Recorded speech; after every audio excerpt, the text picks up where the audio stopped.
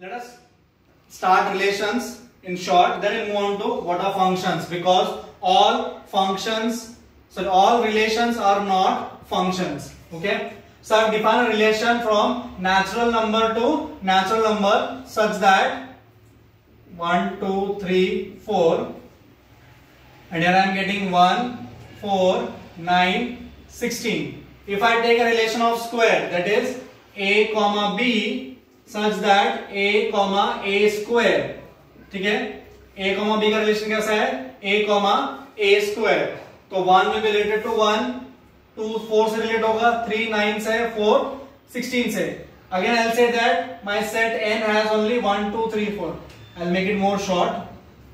ठीक है, तो यहां पर क्या हो रहा है, all elements of this set A and are paired with some or other way to set B. ये set B है मेरा. सेट A के सारे एलिमेंट्स पेयर्ड है, all elements are paired with set B. First condition.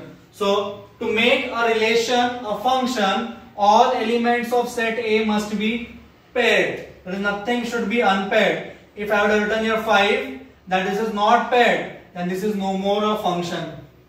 If this condition is satisfied, the next task is every element of A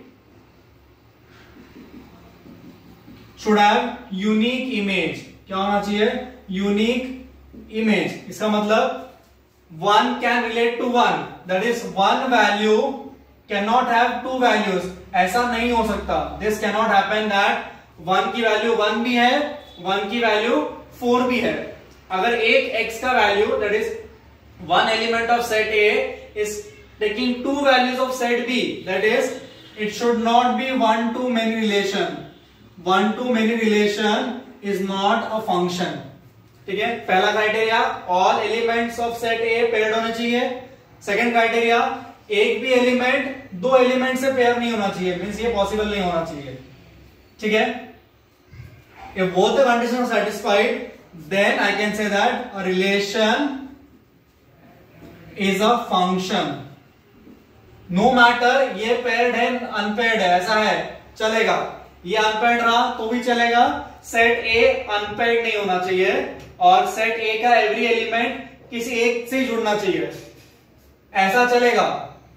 If I make it like this, this is allowed. Two elements can approach one element, but one element cannot approach two element. मतलब one to many relation is no more a function. ठीक है, so we write function like this: f a to b, that is कुछ तो a को apply किया है जिससे answer क्या आ रहा है, मेरा b आ रहा है.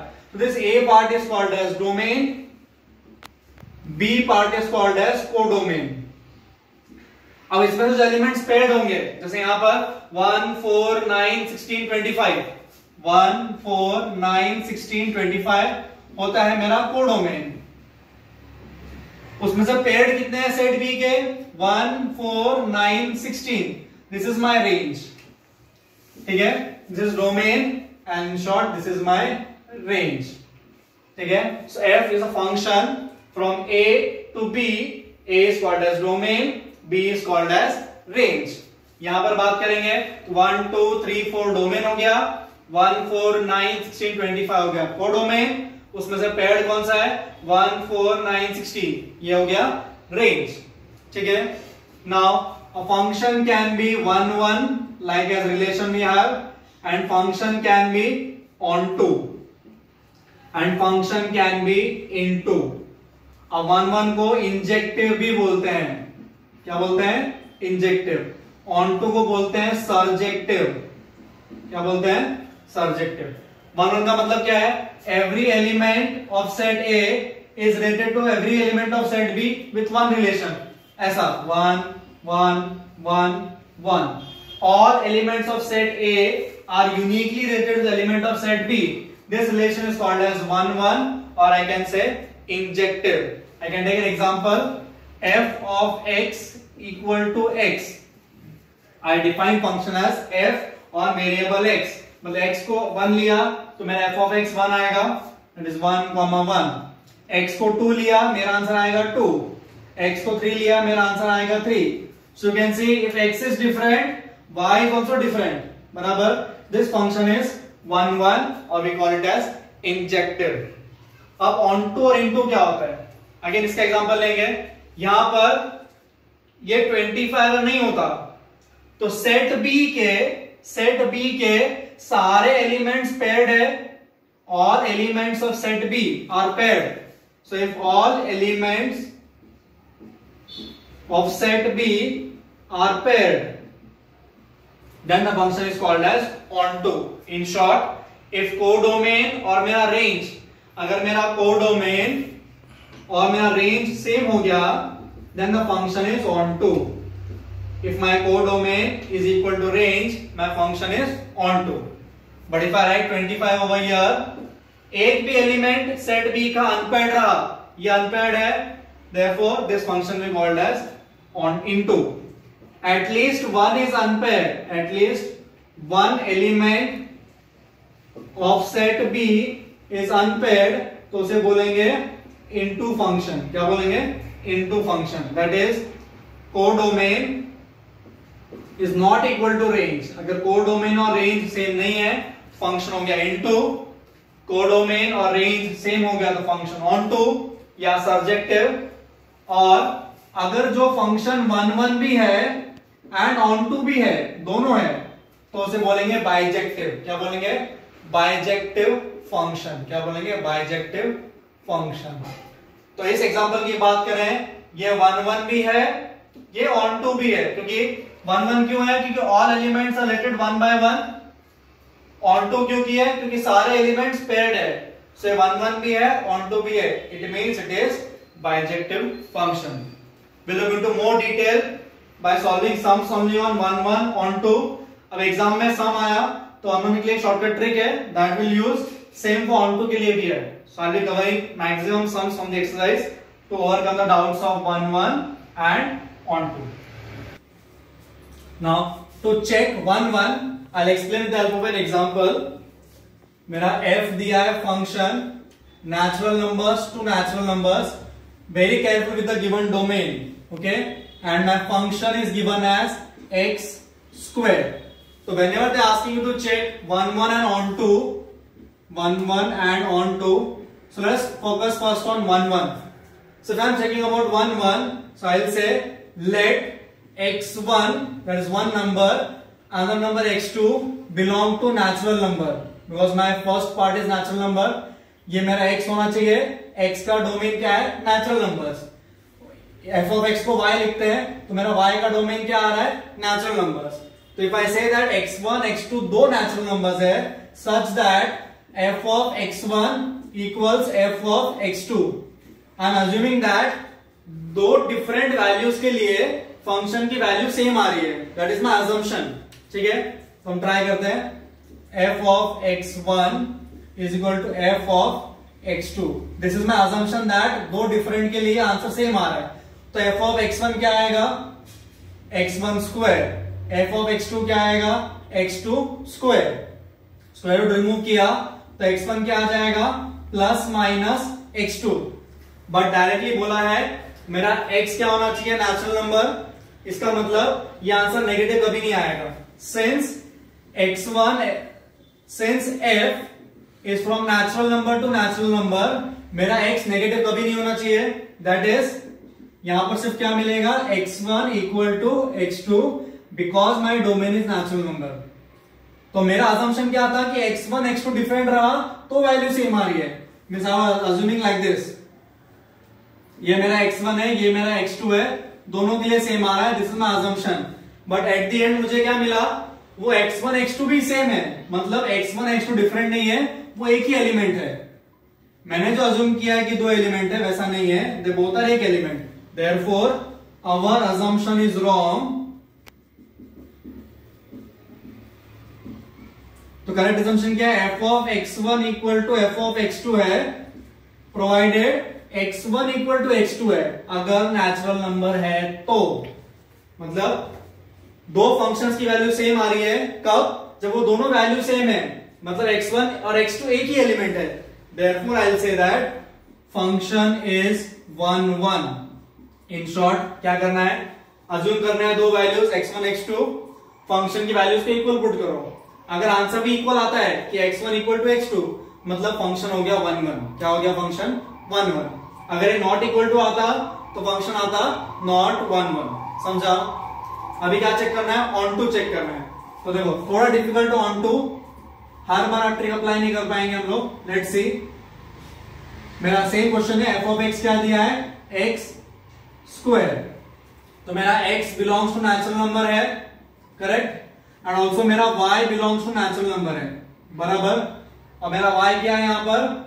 My y is equal to x square, correct. So onto का मतलब क्या है? ये हो गया मेरा x, ये हो गया मेरा x square, that is y, ये x ये y, और मेरा मैपिंग फंक्शन क्या है? X square. तो अगर मैंने नेचुरल नंबर्स लिए x के, तो सारे नेचुरल नंबर्स का स्क्वायर पॉसिबल है, सारे ही नेचुरल नंबर्स का स्क्वायर पॉसिबल है। क्या आएगा? इधर नंबर सारे आएंगे क्योंकि y भी नेचुरल नंबर्स है। तो मैंने पहले क्या किया? ये डोमेन लिख लिया, ये रेंज लिख लिया। डोमेन क्या है? नेचुरल नंबर्स, तो सारे नेचुरल नंबर्स लिख लिए। रेंज क्या है? सारे नेचुरल नंबर्स लिख लिए। बट रिलेशन कैसा कैसा बनेगा? 1 1 के साथ, 2 4 के साथ, 3 6 के साथ, 4 16 के साथ। तो इफ यू सी, हर y के लिए x नहीं है।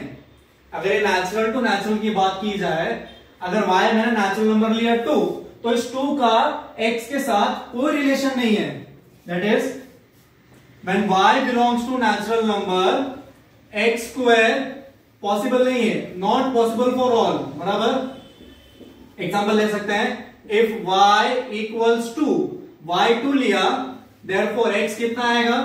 y2 ले लिया तो x कितना आएगा? √2, which is not a natural number, क्योंकि x नेचुरल नंबर होना चाहिए।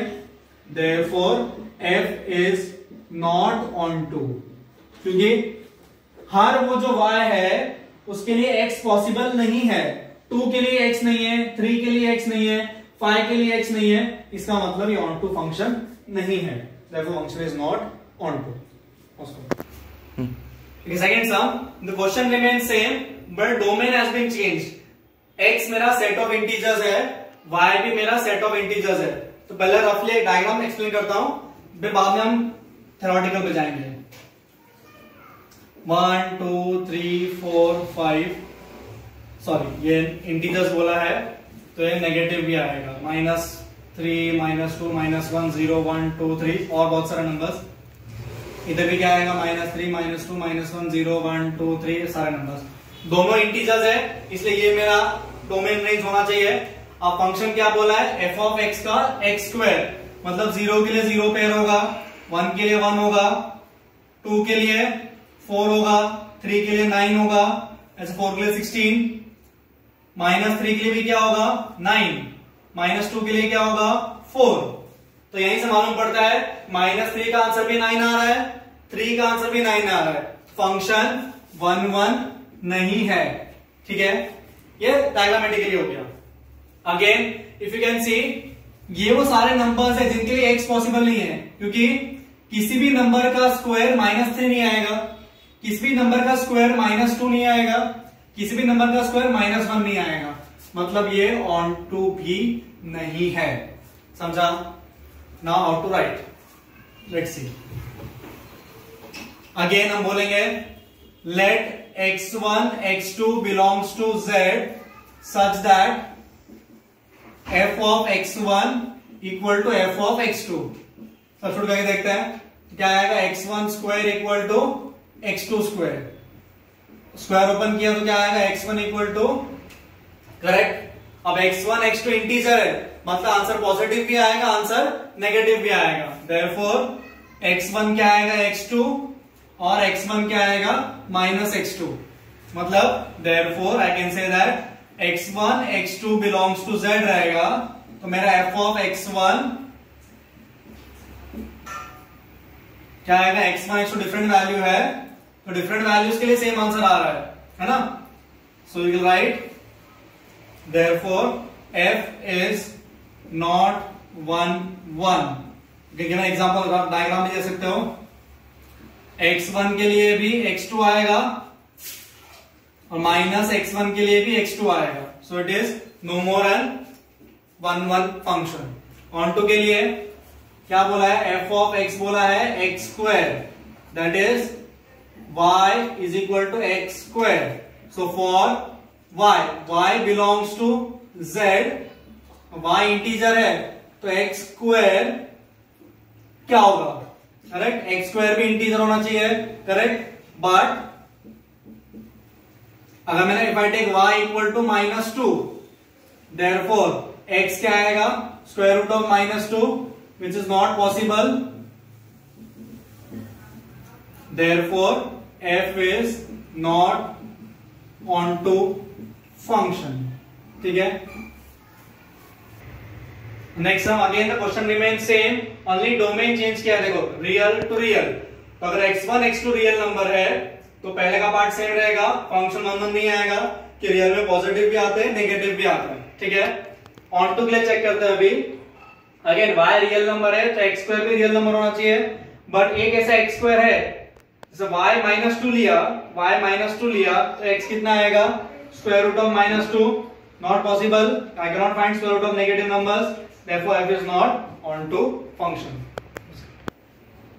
Before moving to this question number 2 about greatest integer, let us learn something about, revise something about greatest integer. तो ग्रेटेस्ट इंटीजर का मतलब क्या होता है, इफ आई से greatest integer of 3.45, okay 3.45 number जो है वो एग्जैक्टली किसके बीच में आता है, 3 और 4 के बीच में आता है, बराबर. If I talk about integers 3.45 3 और 4 के बीच में आता है. तो if I talk about greatest integer तो इनमें से स्मॉलेस्ट इंटीजर कौन सा है, 3. तो 3.45 का आंसर आएगा 3. हम लोएस्ट वाला लेते हैं, पिछला वैल्यू. ठीक है. सेम इफ आई से 4.75, अगेन 4.75 किसके बीच में आएगा, 4 और 5 के बीच में. तो ग्रेटेस्ट इंटीजर बोलता है we have take the lowest value, तो इन तीनों में लोएस्ट कौन है, 4. तो इसका आंसर कितना आएगा, 4. सेम अगर मैं 4.32 भी लिया तो भी आंसर आएगा 4. तो क्या हो रहा है, देखो 4.75 का भी 4 आ रहा है, 4.32 का भी 4 आ रहा है, तो दोनों के लिए आंसर क्या आ रहा है, सेम. सो ये फंक्शन क्या हो गया, नॉट 1 1. दो वैल्यूज के लिए, दो रियल नंबर्स के लिए आंसर आ रहा है सेम. और मैंने डोमेन भी क्या दिया है यहाँ पर, रियल टू रियल, तो दोनों रियल नंबर्स के लिए मेरा आंसर आ रहा है 4. देखो फंक्शन इज नॉट 1 1. ठीक है. Since greatest integer of 3.45 is 3 and greatest integer of 3.46 is also 3, है ना. दो डिफरेंट वैल्यूज के लिए x1 x2 के लिए क्या आ रहा है, सेम आ रहा है, that is x1 x2 belongs to r के लिए f of x1 equals to f of x2 आ रहा है, बराबर. Therefore function is not 1 1. तो आगे बढ़ते हैं. The function is called as greatest integer function. मतलब if you see, no matter what is your number, आपका आंसर हमेशा इंटीजर आ रहा है. क्या आ रहा है आपका आंसर, इंटीजर आ रहा है. मतलब अगर रेंज की बात की, डोमेन तो क्या है, रेंज क्या दिया, रियल नंबर्स, तो -3 -2 -1 1/2 0 1 2 2.5 3 3.5 ऐसा कुछ भी आएगा. But you are seeing that हमेशा आंसर क्या आ रहा है, सिर्फ इंटीजर आ रहा है. क्या आंसर आ रहा है, सिर्फ इंटीजर. मतलब यही नंबर्स खाली पेयर्ड होंगे, ये फ्रैक्शंस कभी पेयर्ड नहीं होंगे, स्क्वायर रूट 2 कभी पेयर नहीं होगा. तो ये सारे नंबर्स नहीं ले रहा है y के, therefore function is not onto. You write since f of x equal to mod x, that is y equal to mod x. तो y belongs to real के लिए mod x should belong to real, but belong नहीं कर रहा है, therefore f is not onto. You can explain that by drawing the graph, so you can get full marks. 0 1 2 3. Then write half also over here. So let's try with an example. Support our answer with an example. तो अगर half लिया यहाँ पर, छोटे ज्यादा number मत लो, 1 2 3, तो 3.5 का आंसर क्या आएगा, 3. 2.5 का आंसर क्या आएगा, 2. 1.5 के लिए 1. तो you can see half is not paired at all with anybody. किसी के आंसर हाफ नहीं आएगा क्योंकि इंटीजर है ये. आंसर क्या आ रहा है, इंटीजर, मतलब किसी का भी आंसर हाफ नहीं आएगा. So it is no more onto function. ठीक है, अगर मॉड्यूलस का ग्राफ देखा आपने कैसे आता है, आंसर हमेशा पॉजिटिव ही आएगा। करेक्ट, आंसर क्या आएगा? हमेशा positive, no matter what is the value of x।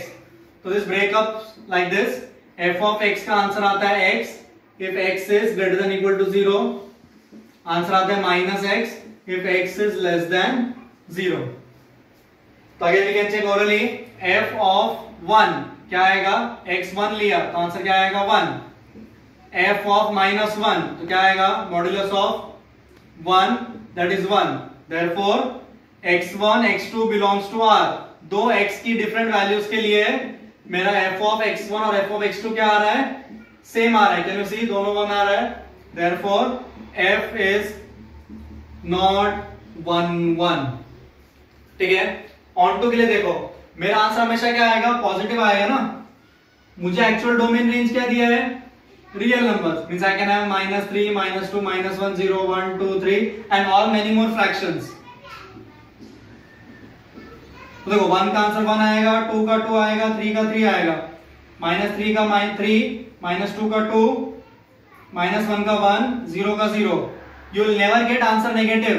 किसी भी नेगेटिव y वैल्यू के लिए आंसर नहीं आएगा, क्योंकि f of x मतलब मेरा y क्या होना चाहिए? mod x ना, मतलब y will always be positive, मतलब y नेगेटिव रहा कभी उसका डोमेन नहीं आएगा।